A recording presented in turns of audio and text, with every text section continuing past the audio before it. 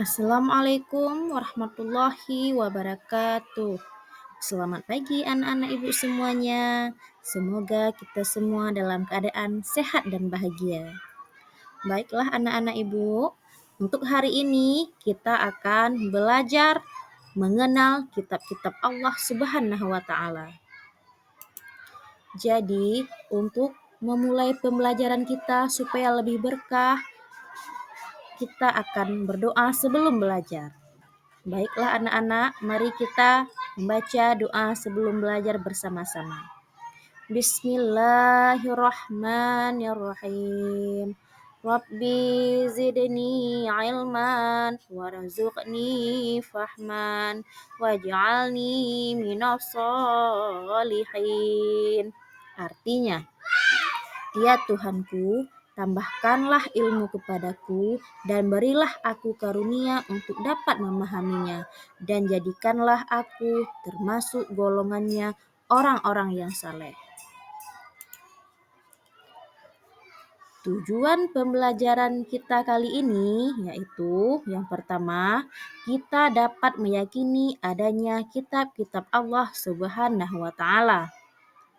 Yang kedua, menampilkan perilaku percaya diri sebagai implementasi dari iman kepada kitab-kitab Allah. Yang ketiga, menjelaskan kitab-kitab Allah. Yang keempat, menyebutkan nama-nama kitab Allah dan Rasul-Nya.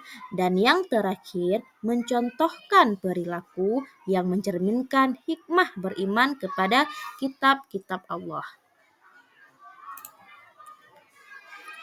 Baiklah anak-anak ibu, iman kepada malaikat itu termasuk rukun iman yang ketiga. Kitab-kitab Allah yaitu kumpulan wahyu Allah yang dibukukan dan diturunkan kepada Nabi dan Rasul. Kitab Allah berfungsi sebagai pedoman hidup umat manusia dan sumber dari segala sumber hukum. Kitab Allah diturunkan kepada masa yang berbeda-beda. Kitab Allah berisi ajaran pokok yang sama, yaitu ajaran mengesahkan Allah Subhanahu wa taala atau tauhid. Iman kepada kitab Allah adalah meyakini sepenuh hati bahwa Allah telah menurunkan kitab-kitabnya kepada para nabi dan rasul. Baiklah anak-anak ibu, jadi kitab Allah yang wajib kita imani itu ada 4. Yang pertama, kitab Taurat. Yang kedua, kitab Injil. Yang ketiga, kitab Zabur. Dan yang terakhir, kitab Al-Quran. Kitab Taurat. Kitab Taurat diturunkan kepada Nabi Musa alaihissalam pada abad 12 sebelum Masehi menggunakan bahasa Ibrani. Yang kedua, Kitab Zabur. Kitab Zabur diturunkan kepada Nabi Daud alaihissalam di negeri Kan'an pada abad ke-10 sebelum Masehi. Kitab Injil. Kitab Injil diturunkan pada Nabi Isa alaihissalam pada abad 1 Masehi di Yerusalem. Dan yang terakhir, Kitab Al-Quran. Kitab Al-Quran diturunkan pada Nabi Muhammad SAW pada abad ke-6 di Mekah dan Madinah.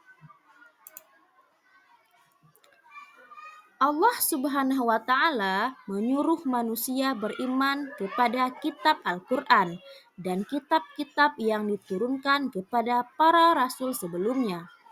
Jika tidak beriman kepada kitab-kitab itu, maka orang tersebut termasuk orang yang sesat.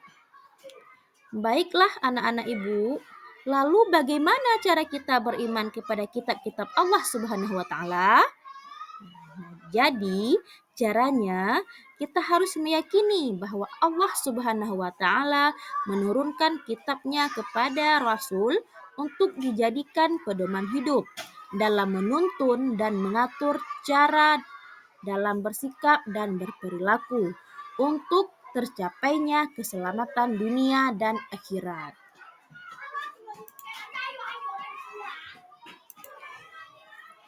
Kitab Allah yang terakhir diturunkan adalah kitab Al-Quran. Kitab Al-Quran merupakan penyempurnaan kitab-kitab terdahulu. Al-Quran sendiri diturunkan secara berangsur-angsur selama 22 tahun, 2 bulan, 22 hari. Al-Quran terdiri dari 30 juz, 114 surat, dan 6.236 ayat. Baiklah anak-anak ibu, setelah mengetahui kitab-kitab suci Allah, sekarang kita akan menguraikan apa hikmah diturunkannya kitab suci.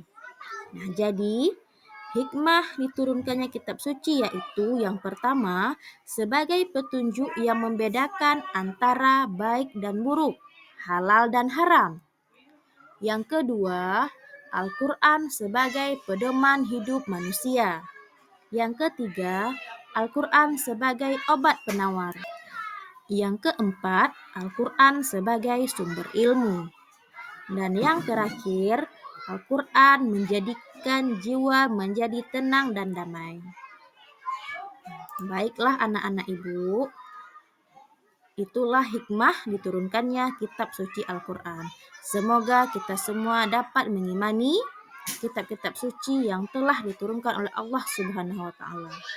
Baiklah anak-anak ibu, cukup sekian untuk hari ini. Semoga apa yang ibu sampaikan dapat bermanfaat untuk kita semua. Ibu akhiri, wabillahi taufiq wal hidayah. Assalamualaikum warahmatullahi wabarakatuh.